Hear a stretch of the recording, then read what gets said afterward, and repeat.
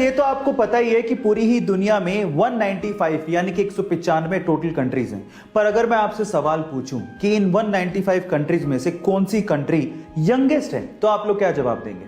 By the way, youngest country से मेरा मतलब यंगेस्ट पॉपुलेशन से बिल्कुल नहीं है, बल्कि ऐसी कंट्री जो भी रिसेंटली ही बनी है, इसका जवाब आपको देना है।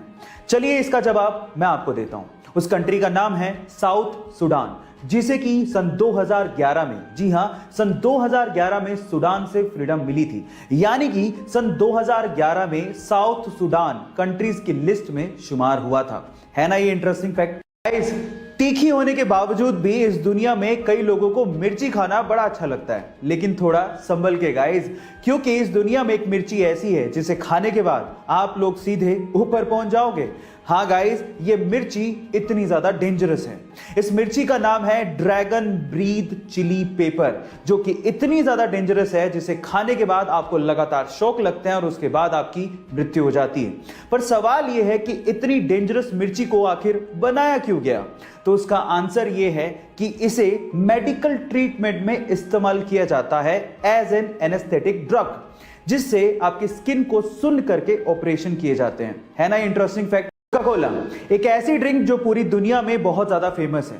पूरी दुनिया के ऑलमोस्ट हर एक कोने में आप इसे खरीद कर पी सकते हैं, लेकिन पूरी दुनिया के 2 ऐसे देश हैं जहां पर कोका कोला ऑफिशियली नहीं बिकती। पर सवाल यह है कि वो कौन से देश हैं? डोंट वरी, मैं आपको बताता हूं। उन देशों के नाम है नॉर्थ कोरिया एंड क्यूबा।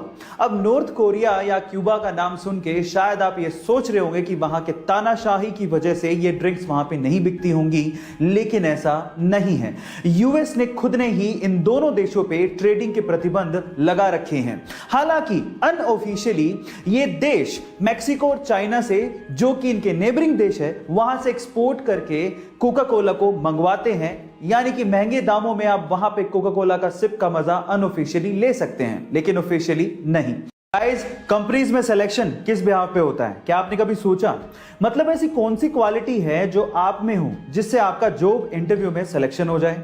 चलिए मैं आपको बताता हूं। रीसेंट स्टडी से यह पता लगा है कि कंपनीज के एचआर आपकी इंटेलिजेंस से ज्यादा आपकी रिलायबिलिटी पे फोकस करते हैं। मतलब आपके दिमाग चलाओ एटीट्यूड से ज्यादा आप कितने टिकाऊ हो इस चीज पे ध्यान देते हैं।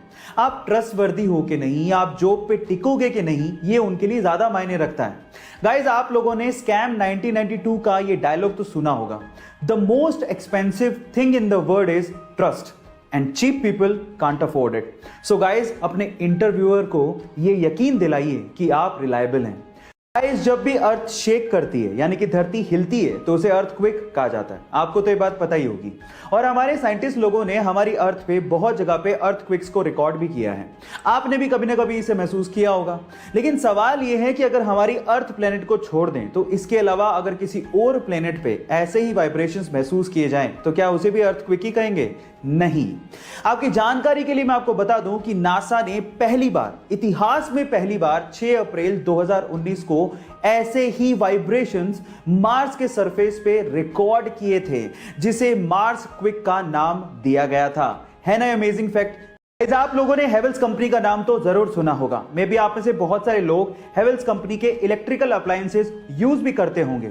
लेकिन मजेदार बात यह है कि बहुत सारे इंडियंस सिर्फ हेवेल्स कंपनी के नाम की वजह से इसे एक फॉरेन कंपनी मानते हैं, जबकि ऐसा है नहीं। ये एक प्योरली इंडियन कंपनी है जिसका नाम इसके पहले ओनर हवेली राम गुप्ता के नाम पे रखा गया है, जिन्होंने इस कंपनी को उस समय मात्र 10 लाख रुपए में बेच दिया था। और आज ये कंपनी एक पब्लिक लिस्टेड कंपनी है जिसकी इवैल्यूएशन 5000 करोड़ रुपए की है, जिसमें लगभग 6000 लोग 50 अलग अलग देशों में काम करते हैं। है ना ये इंटरेस्टिंग फैक्ट? गाइस, ऐसे ही इंटरेस्टिंग फैक्ट्स के लिए YouTube पे हमारे चैनल को सब्सक्राइब कर लीजिए। अगर आप इंस्टाग्राम पे देख रहे हैं तो मुझे फॉलो करना मत भूलिएगा। मिलते हैं अगली वीडियो में।